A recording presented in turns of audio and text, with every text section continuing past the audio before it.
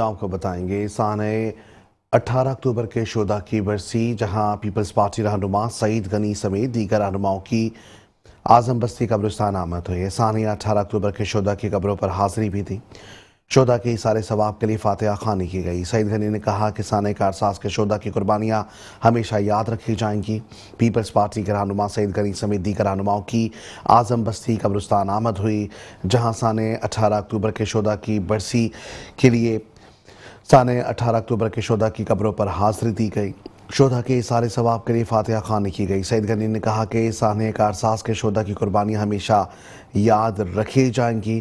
یہاں آپ کو بتائیں گے سانحہ کارساز کو 18 سال بیت گئے۔ 18 اکتوبر کی شہداء کی برسی آج منائی جا رہی ہے۔ پیپلز پارٹی کے رہنما سعید غنی سمیت دیگر رہنماؤں کی اعظم بستی قبرستان آمد ہوئی۔ سانحہ 18 اکتوبر کے شہداء کی قربانی قبروں پر بھی حاضری دی گئی۔ شہداء کے اثار ثواب کے لیے فاتحہ خوانی کی گئی۔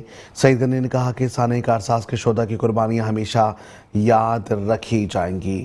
یہاں آپ کو بتائیں گے کہ سانحہ کارساز کو 18 برس بیت گئے ہیں۔ پیپلز پارٹی کے جیالوں کی بڑی تعداد یادگار شہداء پر حاضری دینے آئی۔ یہاں آپ کو بتائیں گے کہ پیپلز پارٹی کے رہنما سعید غنی سمیت دیگر رہنماؤں نے اعظم بستی قبرستان آمد ہوئی، جہاں سانحہ 18 اکتوبر کے شہداء کی قبروں پر بھی حاضری دی۔ شہداء کے اثار ثواب کے لیے فاتحہ خوانی کی گئی۔ سعید غنی نے کہا کہ سانحہ کارساز کے شہداء کی قربانیاں ہمیشہ یاد رکھی جائیں گی۔